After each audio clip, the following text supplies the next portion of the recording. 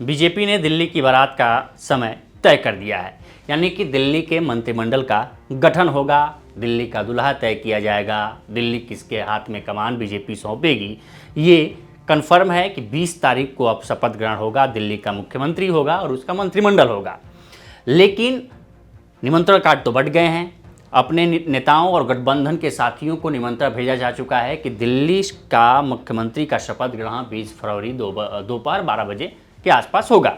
लेकिन उसमें ये नहीं बताया गया है कि आखिर दिल्ली की कमान बीजेपी किसके हाथ में सौंप रही है, यानी कि जिस बारात के लिए बारातियों को बुलाया गया है उस बारात का दूल्हा कौन होगा ये अभी तक फाइनल नहीं हो पाया है।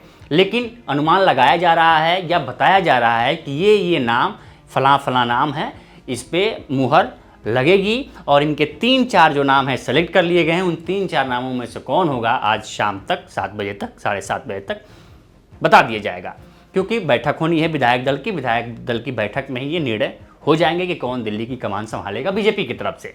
अभी तक बीजेपी विपक्षी पार्टियों पर निशाना साधती रही है, चाहे वो कर्नाटक हो चाहे अन्य स्टेट हो, कांग्रेस पर कि आखिर बताए कांग्रेस की उसका मुख्यमंत्री का चेहरा कौन होगा, बारात का दूल्हा कौन होगा। लेकिन अब बीजेपी से पूछा जा रहा कि इतने दिन हो गए बीजेपी तय नहीं कर पा रही कि दिल्ली का मुख्यमंत्री और दिल्ली का दूल्हा कौन होगा बाराती आने के लिए। सब निमंत्रण भेजे जा चुके हैं कार्ड, क्योंकि 8 फरवरी को नतीजे आए, 5 फरवरी को इलेक्शन हुआ, 8 फरवरी के नतीजे आने के बाद बीजेपी पूर्ण बहुमत के साथ सत्ता में 27 साल बाद सत्ता में वापस लौटी। उसके बाद से ये कहा जा रहा था कि हो सकता है कि 10 या 12 तारीख को शपथ ग्रहण दिल्ली के मुख्यमंत्री का हो जाए। लेकिन बाद में खबर आई कि प्रधानमंत्री विदेश दौरे पे हैं, विदेश दौरे से जब वापस लौटेंगे तब दिल्ली के मुख्यमंत्री का शपथ ग्रहण होगा। समय और तारीख मीडिया गलियारों में फैली कि 16 फरवरी की तारीख को किया जाएगा, लेकिन 16 फरवरी को नहीं हुआ। फिर हुआ कि 19 फरवरी को किया जाएगा, 19 फरवरी को नहीं हुआ। लेकिन अब फाइनली 20 फरवरी को दिल्ली का मुख्यमंत्री नियुक्त होगा, बीजेपी तय करेगी और मंत्रिमंडल में कौन कौन साथी होंगे ये भी तय किए जाएंगे। लेकिन किन नामों की चर्चा है मीडिया में, जो नाम चल रहे हैं प्रवेश वर्मा का, मनोज तिवारी का, सुषमा स्वराज की बेटी वाष्णवी स्वराज का, लेकिन अभी और नाम है जैसे शिखा राय का, विजेंद्र गुप्ता का, उसके बाद से एक हारे दुष्यंत गौतम हैं उनका। लेकिन जो 3 प्रमुख नाम हैं जो सूत्रों से जानकारी मिल रही है, उन सूत्रों का कहना है कि 3 नाम सिलेक्ट कर लिए गए हैं। जो सबसे पहला नाम है वो है रेखा गुप्ता। रेखा गुप्ता पहली बार की विधायक चुनी गई हैं, शालीमार बाग से विधायक चुनी गई हैं और छात्र राजनीति से हैं, चूँकि वैश्य समाज से हैं।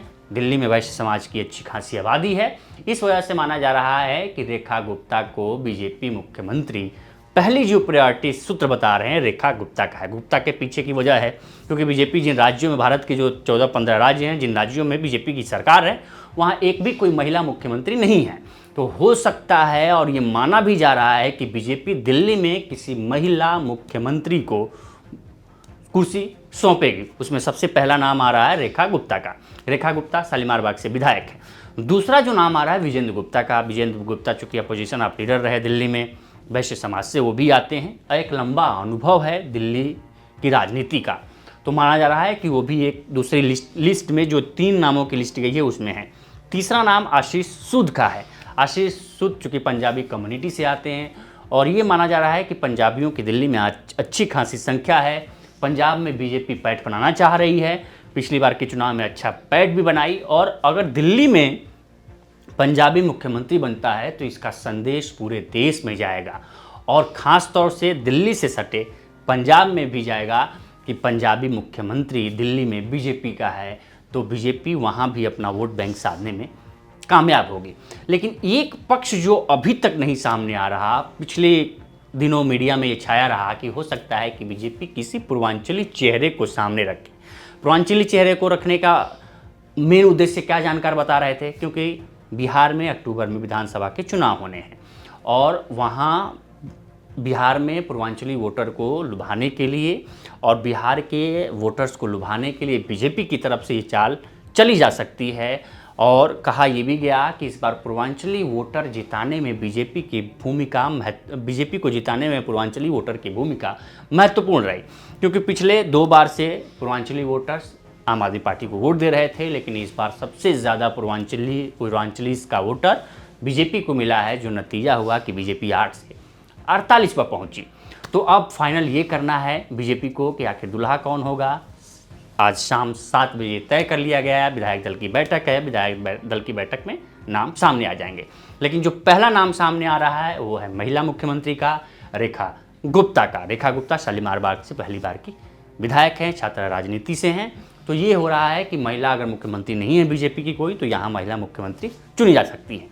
लेकिन इसके बरक्स जो दूसरा सवाल पूछा जा रहा है कि आखिर जब से नतीजे आए हैं, अरविंद केजरीवाल आम आदमी पार्टी के संयोजक अरविंद केजरीवाल गायब कहाँ हो गए हैं। अब उनसे पूछा जा रहा है, लोग ये जानने की कोशिश कर रहे हैं कि ना अरविंद केजरीवाल की ना कोई बाइट आ रही है, ना कोई सामाजिक किसी कार्यक्रम में हिस्सा ले रहे हैं, आखिर वो हैं कहाँ। हालांकि अरविंद केजरीवाल जब हारे थे तो उन्होंने एक वीडियो रिलीज़ किया था। वीडियो रिलीज़ के माध्यम से उन्होंने कहा था कि हम जनता ने जो मैंडेट दिया है उसको हम स्वीकार करते हैं, हम बीजेपी से उम्मीद करते हैं कि बीजेपी जनता के मुद्दों पर, जनता के उम्मीदों पर खरा उतरेगी।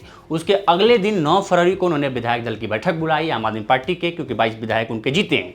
22 विधायक आए, उसमें से मनीष सिसोदिया भी आया जो हार गए हैं, सत्येंद्र जैन भी रहे, खुद अरविंद केजरीवाल हारे हैं वो रहे। तो उसमें ये निर्णय लिया गया कि हम बीजेपी की जवाबदेही तय करेंगे। बीजेपी ने चुनाव से पहले जो घोषणाएं की हैं उसकी जवाबदेही हमारे विधायक और हमारे नेता करेंगे। उसके बाद से 2 दिन बाद उन्होंने पंजाब को लेके मीटिंग की। पंजाब के मुख्यमंत्री मान और कैबिनेट मिनिस्टर जो पंजाब के थे उनको लेके मीटिंग की, क्योंकि कहा यह जा रहा था कि अब दिल्ली में बीजेपी आम आदमी पार्टी टूट गई है, हार गई है, तो पंजाब में भी हो सकता है कि उसकी सरकार गिर जाए। क्योंकि जो कांग्रेस के लीडर हैं, अपोजिशन ऑफ लीडर, उन्होंने दावा किया था कि आम आदमी पार्टी के 30 विधायक उनके संपर्क में हैं। उसके बाद से मीडिया में खबर फैली, उसके बाद से अरविंद केजरीवाल ने बैठक बुलाई, लेकिन अभी सामान्य चल रहा है। लेकिन अभी अरविंद केजरीवाल को लेकर कहा जा रहा है कि आम आदमी पार्टी के लिए एक अच्छी खबर ये भी है कि अभी जो चुनाव हुए गुजरात में, लोकल स्तर के म्यूनिसिपल के स्तर के जो चुनाव हुए उसमें अच्छा परफॉर्मेंस किया है आम आदमी पार्टी ने। तो ये कहा जा रहा है कि दिल्ली की जो थोड़ी बड़ी भरपाई है वो गुजरात से करने में लगी है। बाकी अरविंद केजरीवाल सूत्रों का कहना है, जो आम आदमी पार्टी को कवर करते हैं, उनका मानना है, उनका कहना है कि अब लगातार वो गुप्त मीटिंग कर रहे हैं, बैठकें कर रहे हैं और ये निरीक्षण कर रहे हैं कि आगे की स्ट्रेटजी क्या होगी।